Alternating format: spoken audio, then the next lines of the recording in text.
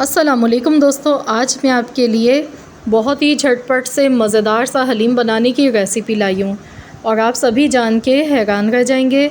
आज जो हमने हलीम बनाया है, इसको हमने बनाया है रात की बची हुई बासी रोटी के साथ।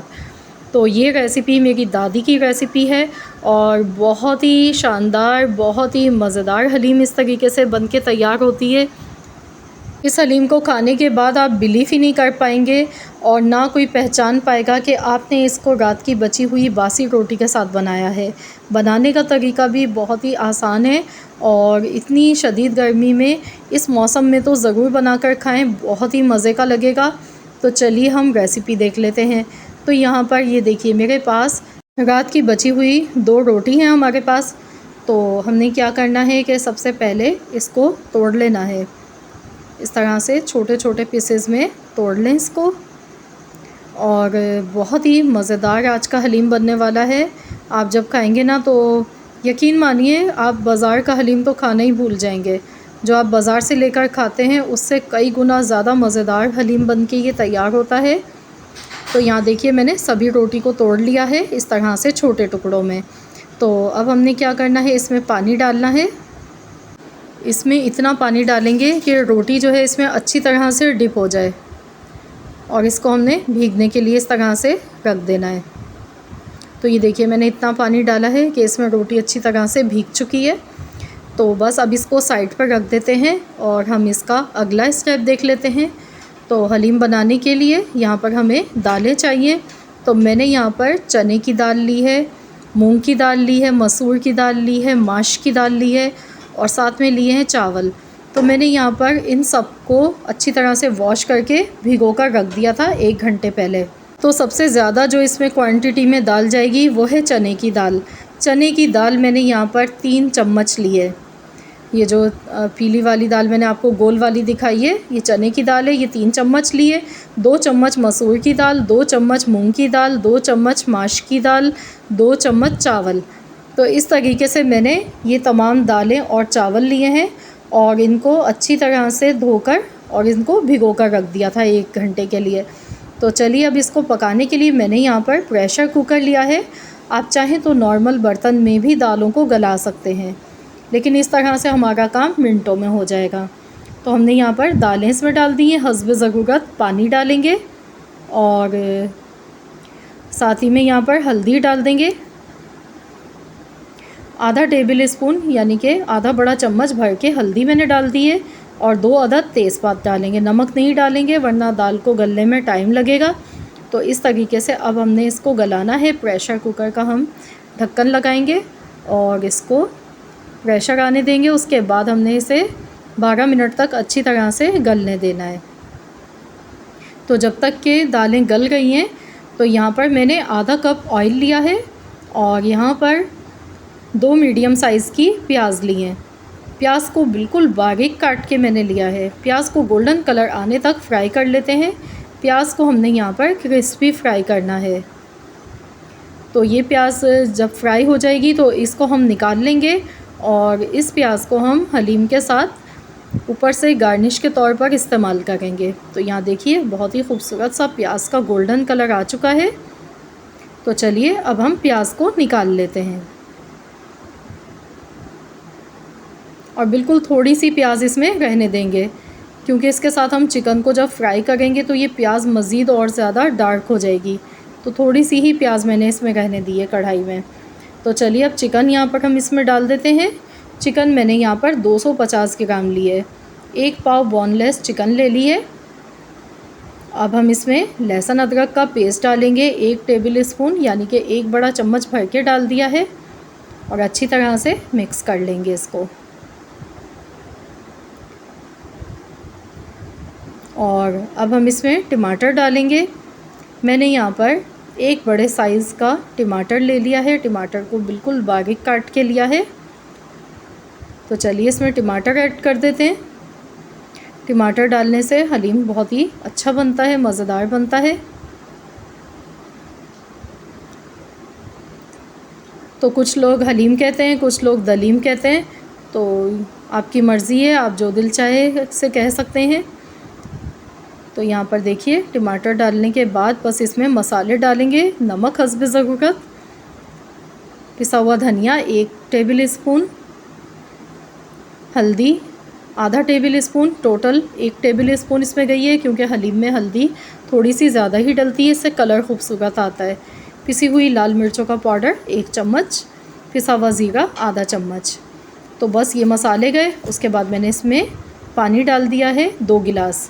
तो बस अब इसे गलने के लिए छोड़ देते हैं ताकि इसमें चिकन अच्छी तरह से गल जाए। तो जब तक कि यहाँ पर ये देखिए जो रोटी हमने भिगो कर रखी थी इसको मैंने मिक्सी के जार में डाल दिया है और इसको हमने ग्राइंड कर लेना है। रोटी देखिए यहाँ पे सॉफ़्ट हो चुकी है, तो बस इसको ग्राइंड कर लेते हैं। तो ये देखिए गाढ़ा सा पेस्ट बन गया है। इसी तरह से बाकी बची हुई रोटी को भी ग्राइंड कर लेते हैं। तो यहाँ पर देखिए मसाले को पकते हुए यहाँ पर तकरीबन 15 मिनट हो गए थे। तो देख लेते हैं हम। तो ये देखिए मसाला अच्छी तरह से पकने लगा है, चिकन भी इसमें कुक हो चुकी है। तो यहाँ पर अब हम इसमें सब्ज़ मिर्चें डालेंगे 2 टेबल स्पून। बहुत ही अच्छा लगता है इसका फ्लेवर फ्रेश पिसी हुई मिर्चों का। तो ये हमने इसमें ऐड कर दी हैं। तो अब आप यहाँ पर चाहें तो आप चिकन को घोटने की मदद से यहाँ पर पीस सकते हैं ताकि इसका रेशा अलग हो जाए। 1 बड़ा चम्मच भर के 1 टेबल स्पून पिसा हुआ गरम मसाला पाउडर डाल दिया है। पिसा हुआ गरम मसाला सबसे लास्ट में इसमें जाएगा।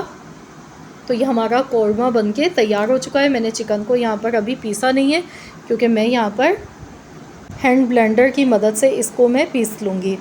तो अगर आपके पास भी हैंड ब्लेंडर है तो आप उसी से पीस लीजिएगा, वरना फिर आप इसको जो घोटनी आती है उससे आप पीस लें, बोटियों को अच्छी तरह से इसका रेशा कर लें। तो यहाँ देखिए दाल भी हमारी अच्छे से पक चुकी है, ये देखिए। और दाल तो इतनी अच्छी गल चुकी है कि इसका दाना भी नहीं नज़र आ रहा है। तो बस अब कढ़ाई में हम ये दालों को ऐड कर देंगे।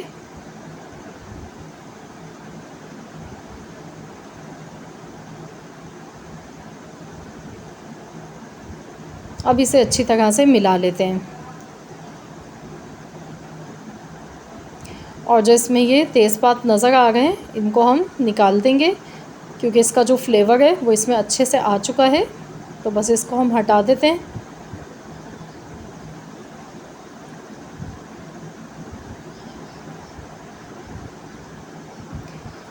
तो देखिए माशाल्लाह कितना खूबसूरत सा कलर आया है इसका।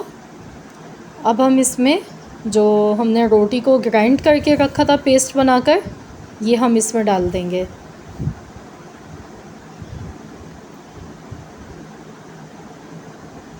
अच्छी तरह से मिला लेते हैं इसको। अब इसके बाद हमने इसे आधे घंटे तक पकाना है बिल्कुल हल्की आंच पर, ताकि रोटी का भी फ्लेवर इसमें अच्छे से आ जाए और मसालों का।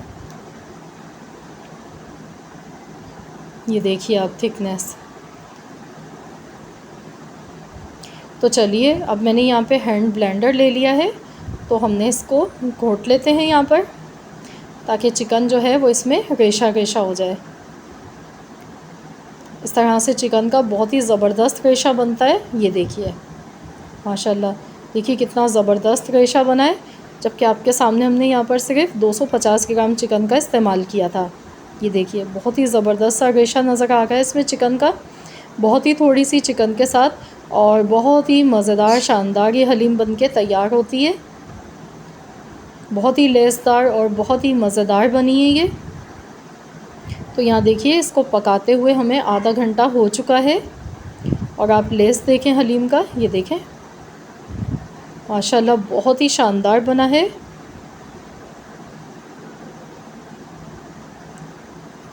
तो हर कोई आसानी से ये बना सकता है, बहुत ही आसान डिश है और खाने में बहुत ही लाजवाब है, क्योंकि हलीम तो तकरीबन हर किसी को ही खाना पसंद होता है।